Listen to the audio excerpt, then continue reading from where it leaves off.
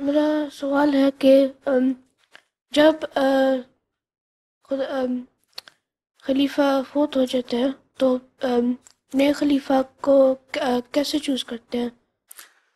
جیسے چوز کرتے ہیں، خلیفہ کو چوز کرنے کے لیے ایک کمیٹی ہوتی ہے جس میں جو جماعت کے مختلف ملکوں کے بعض عمراء جو ہوتے ہیں نا، امیر، وہ شامل ہوتے ہیں.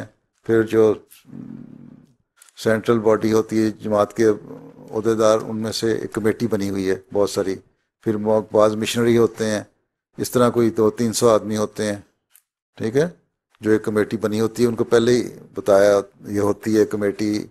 جو مربیان میں سے پہلے جب حضرت مسلم موت کے زمانے میں تھا تو جو حضرت مسیح موعود علیہ السلام کے صحابی تھے وہ بھی اس میں شامل ہوتے تھے.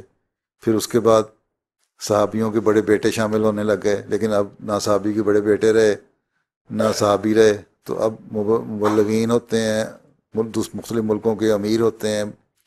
اور اسی طرح جو سینٹرل ہیڈ کوارٹر ہے وہاں انجمن کے اور تحریک جدید کے ناظر اور وکیل کہلاتے ہیں نا، ان کے ہیڈ وہ ہوتے ہیں. وہ پھر اٹھے ہوتے ہیں. ان میں سے جو سینئر موسٹ ہوتا ہے نا، وہ اس کو پریزائڈ کرتا ہے کمیٹی کو، ٹھیک ہے.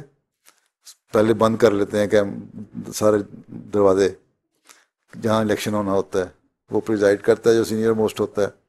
پھر وہ بعض دوسرے جو ہیں نام پیش کرتے ہیں، پھر اس پہ ووٹنگ ہوتی ہے. پھر اللہ تعالیٰ ان کے دلوں میں ڈالتا ہے. اب یہاں جو الیکشن ہوا تھا خلیفہ رابعہ کی وفات کے بعد مسجد فضل میں ہوا تھا، تو کمرے میں بند کر کے بیٹھ گئے تھے سارے، ٹھیک ہے، مسجد بند کر کے مسجد فضل میں.